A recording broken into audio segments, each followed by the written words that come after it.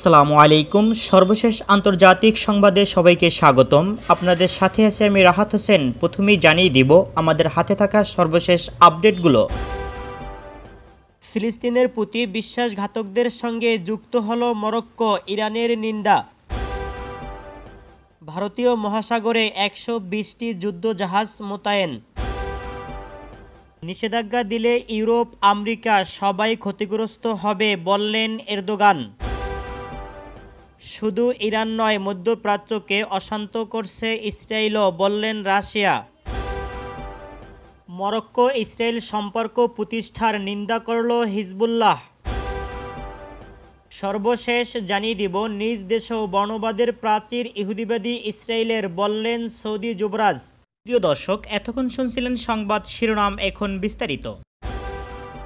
ফিলিস্তিনের প্রতি বিশ্বাসঘাতকদের সঙ্গে যুক্ত হলো মরক্কো, ইরানের নিন্দা।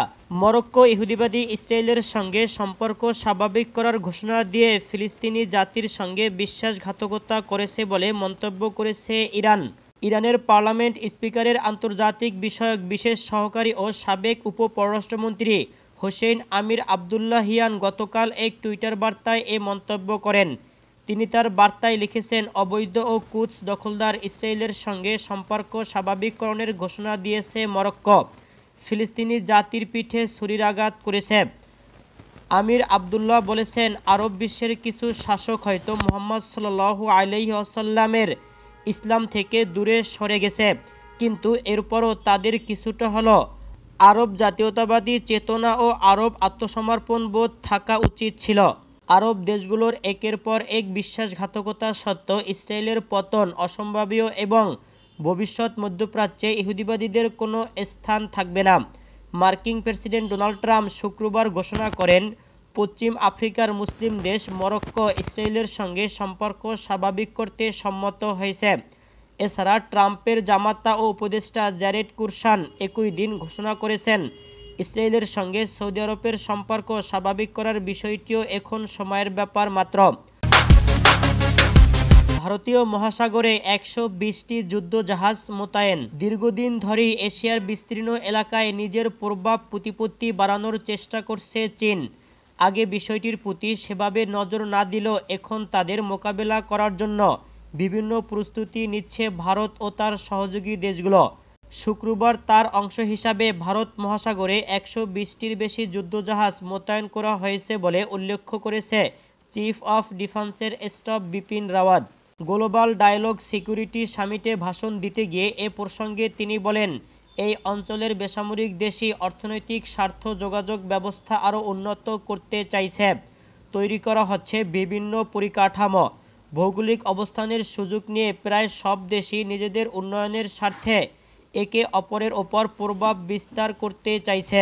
আর তাই ইন্দো প্যাসিফিক রিজিয়নের প্রভাব বিস্তারের প্রতিযোগিতা শুরু হয়েছে। পরিস্থিতি অনুধাবন করে সেখানকার বিভিন্ন প্রকল্পে সাহায্য করার জন্য ভারত মহাসাগরে ১২০টির বেশি রণতরী মোতায়েন করেছে বিভিন্ন দেশ। খবর ভারতীয় গণমাধ্যম হিন্দুস্তান টাইমসের। কনস্ট্যান্টিং the Indo Pacific for global ডিমেশনের শীর্ষ ওই আলোচনা অংশ নিয়ে চীনের তুমুল সমালোচনা করে ভারতীয় চিফ অব ডিফেন্সের স্টাফ বলেন, গত কয়েক বছর চীনের অর্থনৈতিক ও সামরিক শক্তি আগের থেকে অনেক বৃদ্ধি পেয়েছে। নিজেদের স্বার্থ চরিতার্থ করার জন্য চীনের ক্ষমতা বৃদ্ধির চেষ্টা দেখে প্রস্তুতি নিয়েছে অন্যরাও। তাই ভারতসহ অনেক দেশ বিভিন্ন প্রকল্পে সাহায্য করার জন্য ভারত সাগরে ১২০টির বেশি রণতরী মোতায়েন করছে। এর ফলে শান্তির পরিবেশ বজায় রয়েছে এই এলাকায়। নিষেধাজ্ঞা দিলে ইউরোপ, আমেরিকা সবাই ক্ষতিগ্রস্ত হবে বললেন এরদোগান। তুরস্কের প্রেসিডেন্ট রজব তাইয়িপ এরদোগান তার দেশের বিরুদ্ধে আমেরিকা ও ইউরোপের নিষেধাজ্ঞার নিন্দা করে বলেছেন, এই নিষেধাজ্ঞার কারণে দুই পক্ষই ক্ষতিগ্রস্ত হবে, এতে কেউ লাভবান হবে না। গতকাল তুরস্কের ক্ষমতাসীন জাস্টিস অ্যান্ড ডেভেলপমেন্ট পার্টি বা একে পার্টির সদস্যদের এক সমাবেশে তিনি একথা বলেছেন। এরদোগান বলেন, আমেরিকা ও ইউরোপের সঙ্গে তুরস্কের সম্পর্ক নষ্ট করা ঠিক হবে না। এ সময় তিনি ইউরোপ ও আমেরিকার রাজনৈতিকদের তুর্কি বিরোধী প্রভাবশালী লবি ভেঙে দেওয়ার আহ্বান জানান। এরদোগান বলেন, এমন কোনো সমস্যা নেই যা আলোচনার মাধ্যমে সমাধান করা সম্ভব নয়। বৃহস্পতিবার এক সম্মেলনে ইউরোপীয় ইউনিয়নের নেতারা তুরস্কের কয়েকজন ব্যক্তির বিরুদ্ধে নিষেধাজ্ঞা আরোপের প্রশ্নে একমত হন। পূর্ব ভূমধ্য সাগরে তেল গ্যাসের অনুসন্ধান করতে গিয়ে তুরস্ক প্রতিবেশী গ্রিস ও সাইপ্রাসের সঙ্গে দ্বন্দ্বে জড়িয়ে পড়েছে। এ ঘটনায় ফ্রান্সের মতো ইউরোপের প্রভাবশালী দেশের সঙ্গেও তুরস্কের দ্বন্দ্ব দেখা দিয়েছে। এদিকে রাশিয়া থেকে S-400 ক্ষেপণাস্ত্র প্রতিরক্ষা ব্যবস্থা কেনার জন্য তুরস্কের বিরুদ্ধে আমেরিকা যে নিষেধাজ্ঞা দেওয়ার পরিকল্পনা নিয়েছে তার সমালোচনা করেছে এরদোগান। তিনি বলেন, এ ধরনের নিষেধাজ্ঞা ন্যাটো সদস্য দেশের জন্য অপমানজনক।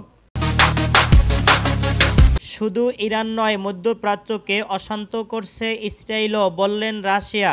ইরান মধ্যপ্রাচ্যে অশান্তি সৃষ্টি করেছে বলে যুক্তরাষ্ট্র ও তার মিত্ররা বরাবর অভিযোগ করে আসলো, এবার তার উল্টো বলছে রাশিয়া। তেল আবিবে নিযুক্ত রুশ রাষ্ট্রদূত আনাতোলি ভিক্টোরিয়া জেরুজালেম পোস্টকে দেয়া এক সাক্ষাৎকারে বলেছেন, ইরান নয়, মধ্যপ্রাচ্যকে আসলে অশান্তি করেছে ইহুদিবাদী ইসরায়েল। জাতিসংঘের প্রস্তাবনা না মেনে একের পর এক ফিলিস্তিনি ভূমি জবরদখল করে ইসরায়েল মধ্যপ্রাচ্যের শান্তি বিনষ্ট করছে। এখানে ইরানের কোনো কর্মকাণ্ড মধ্যপ্রাচ্যের শান্তি বিনষ্ট করছে না। আনাতোলি ভিক্টোরভ গত মঙ্গলবার ইসরায়েলি দৈনিকটিকে দেয়া সাক্ষাৎকারে আরও বলেন, তেল আবিব জাতিসংঘের প্রস্তাবনা না মানায় ইসরায়েল আরব ইসরায়েল ফিলিস্তিন দ্বন্দ্বের সমাধান হচ্ছে না। ইরানের বিরুদ্ধে ইয়েমেনের হুতি বিদ্রোহী এবং লেবাননের সশস্ত্র সংগঠন হিজবুল্লাহকে পৃষ্ঠপোষকতার দীর্ঘদিনের অভিযোগ যুক্তরাষ্ট্র ও তার মধ্যপ্রাচ্যের ঘনিষ্ঠ মিত্র ইসরায়েলের। দেশ দুটির দাবি, মধ্যপ্রাচ্যের অশান্তির মূলে রয়েছে ইরান। হুতি ও হিজবুল্লাহকে সশস্ত্র সামরিক সহযোগিতা দিয়ে ইরান গোটা আরবে নিজেদের কর্তৃত্ব প্রতিষ্ঠা করতে চাচ্ছে বলে অভিযোগ ইসরায়েলের। রুশ রাষ্ট্রদূত ইসরায়েলের এসব অভিযোগ প্রত্যাখ্যান করে বলেন, হিজবুল্লাহ ইসরায়েলের হামলা করছে না, বরং হিজবুল্লাহর অবস্থানে অব্যাহতভাবে হামলা চালাচ্ছে ইসরায়েল। শুধু তাই নয়, বিনা উস্কানিতে সিরিয়ায় ইরানি সেনাদের উপর বিমান হামলা চালাচ্ছে ইহুদিবাদী ইসরায়েল। রুশ রাষ্ট্রদূত আনাতোলি ভিক্টোরিয়া আরও বলেছেন, জাতিসংঘের কোনো স্বাধীন সার্বভৌমত্ব রাষ্ট্রের উপর এভাবে ইসরায়েলের হামলা চালানো মোটেও উচিত হচ্ছে না। তিনি দৃঢ়ভাবে বলেন, এভাবে সিরিয়ার উপর হামলা রাশিয়া আগেও সমর্থন করেনি, ভবিষ্যতেও করবে না। মরক্কো ইসরায়েল সম্পর্ক প্রতিষ্ঠার নিন্দা করল হিজবুল্লাহ। ইহুদিবাদী ইসরায়েলের সঙ্গে মরক্কোর কথিত সম্পর্ক স্বাভাবিক করার চুক্তির নিন্দা করেছে লেবাননের ইসলামী প্রতিরোধ আন্দোলন হিজবুল্লাহ। সংগঠনটি বলছে, আরব দেশগুলো যে ইসরায়েলের সঙ্গে সম্পর্ক করছে তার জন্য শিগগিরই তাদের অনুতপ্ত হতে হবে। হিজবুল্লাহ আরও বলছে, যারা ইসরায়েল ও আমেরিকার সঙ্গে সম্পর্ক করছে তারা হতাশ হবে এবং শিগগিরই দেখবে যে তারা আশা অনুযায়ী তার কিছুই পাইছে না, অথচ তাদের দেশের সবকিছুই ইহুদিবাদী ইসরায়েলের কাছে উন্মুক্ত হয়ে যাবে এবং ইসরায়েল ভয়ঙ্কর বড় ষড়যন্ত্র করার সুযোগ পাবে। মার্কিন প্রেসিডেন্ট ডোনাল্ড ট্রাম্প বৃহস্পতিবার ঘোষণা করেন যে ইসরায়েলের সঙ্গে সম্পর্ক স্বাভাবিক করার চুক্তিতে পৌঁছেছে মরক্কো। এর আগে সংযুক্ত আরব আমিরাত, বাহরাইন ও সুদান ইসরায়েলের সঙ্গে সম্পর্ক স্বাভাবিক করার চুক্তি করেছে। সেক্ষেত্রে মরক্কো চতুর্থ কোনো দেশ যার সম্প্রতি ইসরায়েলের সঙ্গে সম্পর্ক স্বাভাবিক করল। মরক্কোর রাজপ্রাসাদ থেকেও ইসরায়েলের সঙ্গে সম্পর্ক স্বাভাবিক করার কথা নিশ্চিত করে বলেছে, এ চুক্তির ধারায় আমেরিকা পশ্চিম সাহারা অঞ্চলে নতুন একটি কনস্যুলেট খুলবে। নিজ দেশেও বর্ণবাদের প্রাচীর ইসরায়েলের, বললেন সৌদি যুবরাজ। সৌদি আরবের সাবেক গোয়েন্দা প্রধান যুবরাজ তুর্কি আল ফয়সাল ইহুদিবাদী ইসরায়েলের কঠোর সমালোচনা করে বলেছেন, নিজ দেশেও বর্ণবাদের প্রাচীর তৈরি করে রেখেছে ইহুদিবাদী ইসরায়েল। দেশটিতে ইহুদি ছাড়া অন্য ধর্মের অনুসারীরা রাষ্ট্রীয় বৈষম্যের শিকার বলেও তিনি অভিযোগ করেন। খবর টাইমস অফ ইসরায়েলের।